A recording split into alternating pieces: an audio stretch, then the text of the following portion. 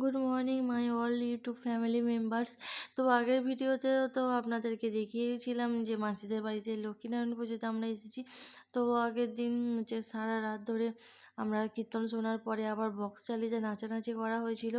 আর এত আনন্দের মাঝেও একটা অঘটন ঘটে গেছে, একটা দুঃসংবাদ।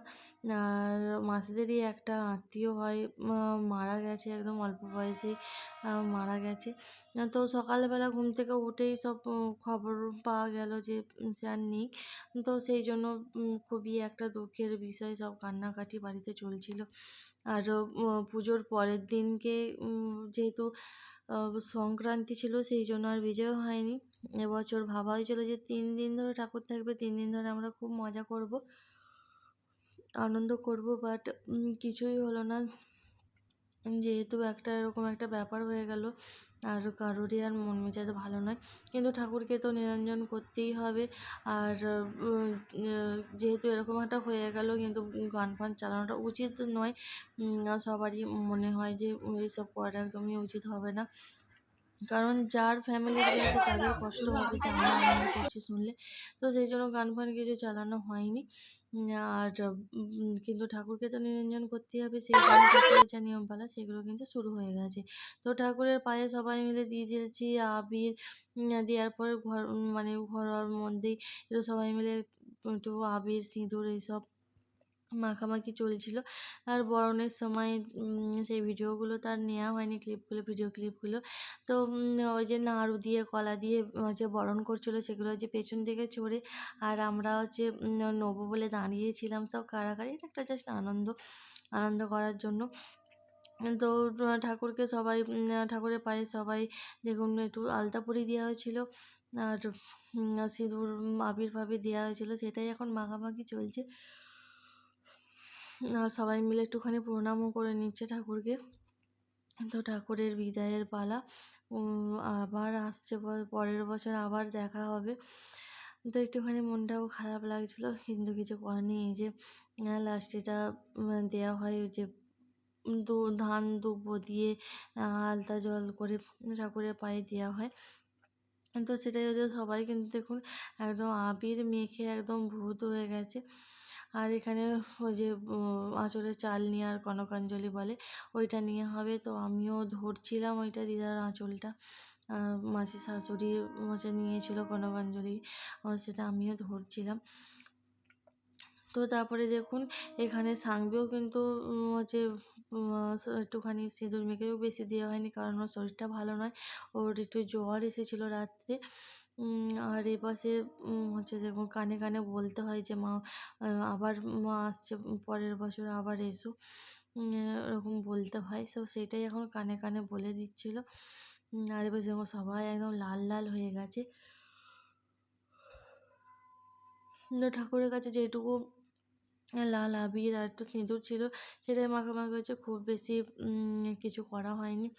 আর এখানে হচ্ছে এক প্যাকেট লাড্ডু আনা হয়েছিল, সেই লাড্ডুটা নেওয়ার জন্য কিন্তু সব বাচ্চারা আমরাও খুব কাড়াকাড়ি করছিলাম। এই দেখুন আমরা কনকাঞ্জলি নেওয়ার জন্য আমি এখানে আঁচল ধরছিলাম, দিদার আঁচলেতে কনকাঞ্জলি দেওয়া হয়ে গেল।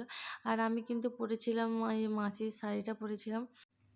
তো ঠাকুরকে একটু আলতা সিঁদুর পরাবার জন্য আমি কিন্তু মাঝে শাড়িটা পরে নিয়েছিলাম। সেখানে দাদু দাঁড়িয়েছিল, আর দাদুরও যেহেতু ঠান্ডার ধাত আছে, একটু ঠান্ডাও লেগেছে, সেই জন্য দাদুকে আর কেউ সিঁদুর দেয়নি। তো এবার হচ্ছে মায়ের বিদায়বেলা একদম খুবই সামনে এগিয়ে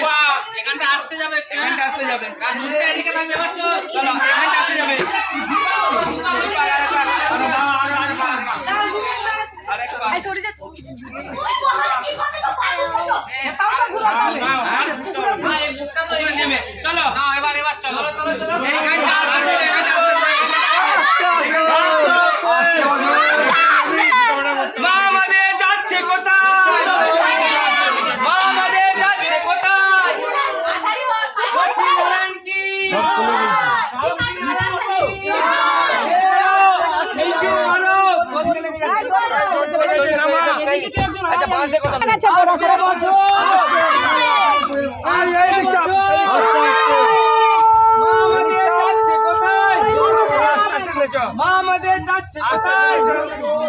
আরে কোথা সাউন্ড? লক্ষ্মীনারায়ণ কি, লক্ষ্মীনারায়ণ কি, লক্ষ্মীনারায়ণ কি।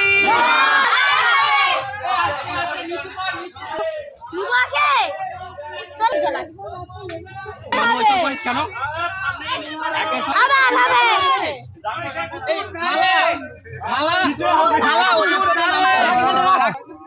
আসছে বছর লক্ষ্মীনারায়ণ কি, লক্ষ্মীনারায়ণ কি। কেন আসছে বছর, আসছে বছর আমার হবে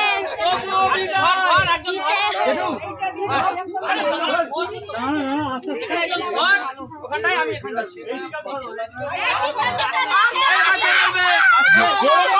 কোথায়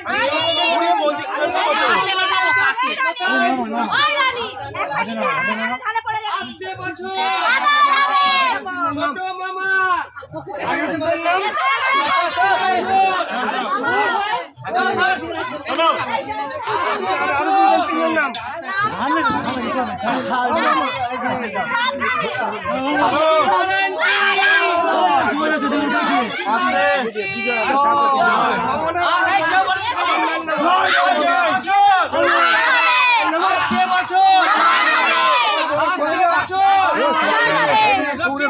জল ছিটাবে ঈশা, ঈশা জল ছিটাবে, সরে যা, জল ছিটাবে, সরে যা।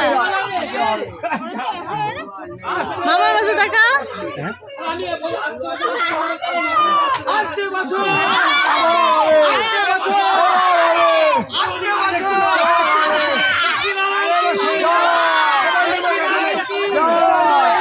সামনের দিকে সরে যা, আমার রঙিনে ঘুরা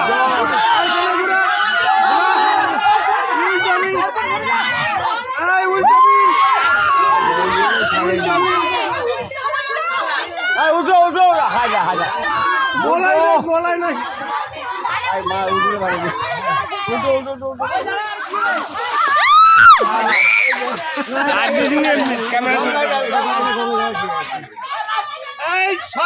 জল পড়বে, জল পড়বে নিয়ে পারবে।